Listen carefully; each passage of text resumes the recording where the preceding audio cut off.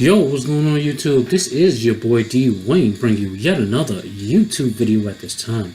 So basically what we're going to be discussing today is we got the new Flames of Destruction vendread cards. Now I know Anima had came out first, but I didn't want to, talk about that and then talk about everything else. I wanted to get them all in one big group so we could all discuss them together. So yeah guys, let's just get straight into it. Well, quick update real quick. As you guys can see, I don't have the sling on for the moment. My arm is definitely better, but I just can't lift shoulder, only up to shoulder length. I cannot go any higher than that. But yeah guys, I just want to give you a quick update there. I am doing better with the arm situation. So with that said, let's get into these cards, shall we? Alright, so first card we're going to discuss is the Ritual Monster, which is vendread Executioner. Stats are Dark Zombie Ritual, of course, with 3000 attack and 0 defense. Its effect reads, you can ritual summon this card with any vendread ritual spell. This card name becomes Vendread Slayer while it's on the field. While this ritual summon card is on the field, your opponent cannot target cards you control with card effects except this card. If this ritual summon card is destroyed by battle or destroyed by your opponent's card effect while in your opponent's monster zone, you can add one vendread card from your deck to your hand. You can only use this effect of vendread Executioner once per turn. So next card is vendread Anima. You can target this banished card in your graveyard, then target one of your banished vendread monsters except Anima, and special summon it. You cannot special summon monsters for the rest of the turn except zombie monsters. Vendread Ritual Monster. Ritual summon using this card on the field gains the following effect. Banish any monster destroyed by battle with this card. Alright, next card is Vendread Evolution. This is the ritual spell. This card can be used to ritual summon any vendread ritual monster from your hand or graveyard. You must tribute monsters from your hand, field, or send one vendread monster from your deck to the graveyard, whose total levels equal the level of the ritual monster you ritual summon. The ritual summon monster is destroyed during the end phase of your next turn. You can only activate one vendread evolution per turn. Alright, next card is Vendread Nightmare. This is a continuous spell. So once per turn, you can target one or more vendread monsters from your hand and or your field, then target one face-up monster you control. Increases level by the number of monsters tributed until the end phase of this turn. When your attacking vendread monster destroys an opponent's monster by battle, you can have your monster gain 1000 attack. You can only use this effect of Vendread Nightmare once per turn. And the last card is the Vendread Trap. Vendread Daybreak. If your opponent controls more cards than you do, choose one ritual summon vendread monster you control. Destroy all cards on the field. It cannot attack directly while it remains face up on the field. You can only activate Daybreak per turn. So yeah guys, those are all the cards that were revealed for the Flood. I don't know, they're doing this thing now where they're doing polls on the Yu-Gi-Oh organization, or the Konami official page. They're doing polls now instead of just revealing cards in due time. They're doing polls, see if you can get 12,000 or 15,000 votes to see if they'll reveal the cards if they get this amount of votes. I think it's pretty stupid. Just reveal the cards and get it out the way. Doesn't make sense to go through all the trouble of doing votes and stuff like that. It's freaking ridiculous. But anyway,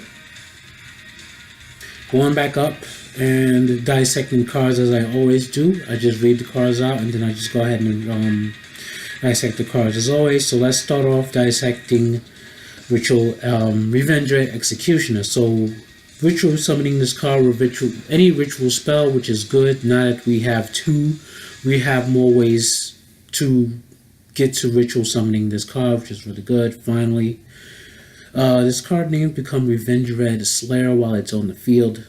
So that obviously means with the original ritual spell that we have, it can protect this card while it's on the field, which is really good. Your opponent cannot target cards you control with card effects.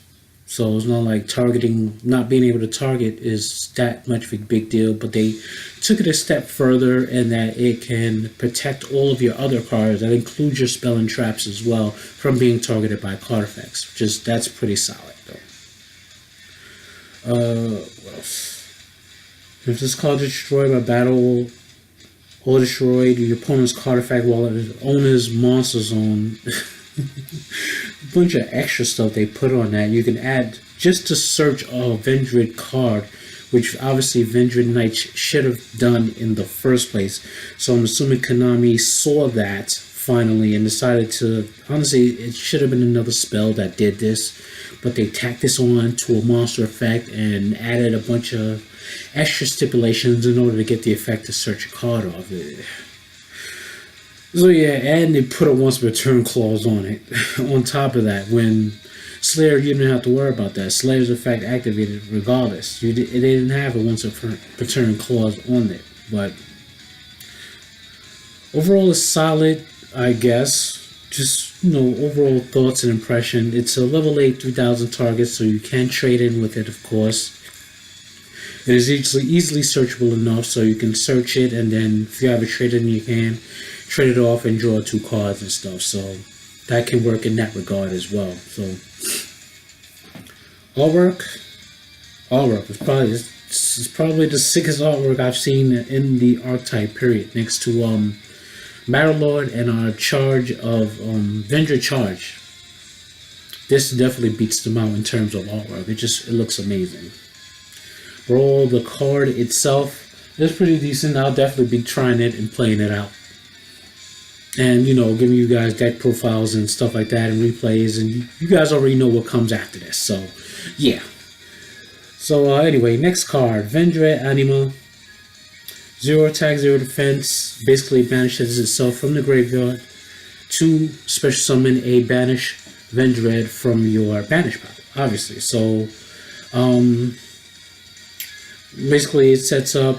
Oh, that's my problem with this card. If it only summons banished Vendreads, I wish it only summoned banished zombies, meaning give it a more broader range of cards that it can special summon from the banish pile. So, but yeah, they stuck it specifically for Vendreads to keep it balanced and stuff like that. Of course, you guys already know Konami hates zombies, so obviously this doesn't really fix any of the problems. And it's only, is it once per turn? No, it's actually not once per turn. So if you have multiple of these in your graveyard, you can use the effect multiple times in a turn. So if you want, you can run multiple of these to, set up your grave, of course, to get your banish from the grave so that you can set up for more plays and stuff. So that's pretty good. Obviously, it being a level 1, it's a 1-for-1 target, of course.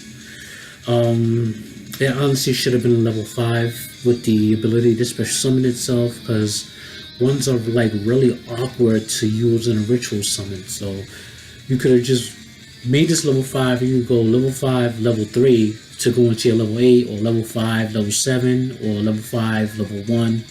That would have made, your ritual summoning so much easier. Instead of needing 3 monsters to ritual summon, you only need 2. So what's the point of tacking on the extra difficulty it is to summon? It already is hard enough to, set up for plays, and you're incurring multiple minuses while in the process of doing a ritual summon, and they could just stop that at any time. So I don't understand, and they don't address the fact that the deck suffers from that minuses. So you have to, have cards that are not in the archetype to try to, maintain some level of consistency in the deck so that you can have plays to make. Because this is essentially an all for one deck. Like, when you make your plays, you make it specifically to go all in and hope for the best, basically. Like, if you have nothing to kind of supplement your plays there, you're kind of assed out. So I don't know, Konami really didn't address that at all with this batch of support. So, but yeah, the effect it gives to the rituals that it can banish any monster destroyed by battle with this card. So obviously it just tacked on to your ritual monsters along with the field spell. Can attack multiple monsters, and with this effect attached, it can banish the monsters that it's attacking. So I guess that's okay, I guess. So yeah, guys, not all that good really. Alright, so Vendread Evolution is the ritual spell card. Now this card is really decent, so you can Ritual summon any vendread monster with it from your hand to graveyard, which is pretty good. That's obviously the first thing on the original field spell, ritual spell. Which, if it didn't have that, I don't think it would be a much worse card than the first one. So yeah, so you must tribute monsters from your hand, field, or send one vendread monster from your deck to the graveyard whose levels equal the level of the ritual monster you ritual summon. So the first ritual spell still has the edge over this one in terms of that ritual card allowing you to exceed the level of the monster that you're trying to summon, which definitely makes it better. So you don't have to worry about having the exact number in your hand or wherever it is you're putting stuff on in order to get the result of ritual summoning your monster. This is very specific to equal out to the amount of monsters. You're going to ritual summon. So yeah, but the advantage it has over the first one is that it sends a vendread from your deck to the graveyard, so you can send any vendread from your deck to the graveyard. So you can send Chimera. I believe its effect will activate when it's sent to the graveyard. Do that to what does it does when it's sent to the graveyard? Power down your opponent's monsters by 500. So you can do that, or you can send any of the other vendread ritual monsters to the graveyard, or you can send any of the main deck monsters, of course, so that you can get their effects when they're in the graveyard, like Hound Horde, the Core, Sturges, and the Anima as well. So you can do that as well. So that makes it pretty good on that end. But the last part of the effect that kind of gets me is that the monster is destroyed on the end phase of the next turn. So how do you? That's not even balanced in the card. The first field spell keeps the monster on the field regardless of where you send your materials from. So why does sending a vendread from your deck to the graveyard have to balance out with the monster being destroyed at the end of the next turn? So I don't understand that. Konami with his overbalancing, man, I don't understand it, man. Yeah, other than that, the card's actually really good. I like it. I like the card, but why did they have to have that last part of it? But Konami's doing what they do. So yeah, that is that. So next card is a vendread Nightmare. Now once per turn, you can tribute one or more of your vendread monsters from your hand and or your field to target a face-up monster you control. Increases level by the number of monsters tributed until the end of this turn. So that's interesting in a way. So I guess it helps set up for the higher level ritual plays. The 7 and the 8, of course, and you don't really need that for this deck because the highest level is 8, and we have level 4s, 3s, 1s. We have all varying levels, and it also distributes from the hand. So I guess that can, interestingly enough, combo with the Lair of Darkness field spell, which will get you tokens at the end phase for each monster tributed on your turn or on your opponent's turn. So that's an interesting little setup for that right there. But aside from that, it's just incurring more inherent minuses, of course, that Konami has done nothing to facilitate to build consistency for. So I don't understand that either. But what I'm thinking is, matter of fact, let's read out the rest of the fact. When you attack a vendread monster, destroys an opponent's monster by battle, you can have your monster gain 1000 attack. You only use this effect of vendread Nightmare once per turn.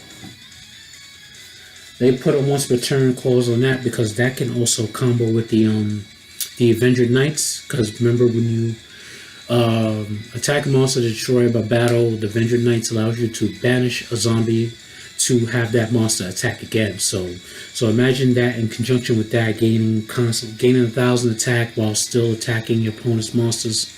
So they wanted to balance it in that regard. So I don't know, just whatever.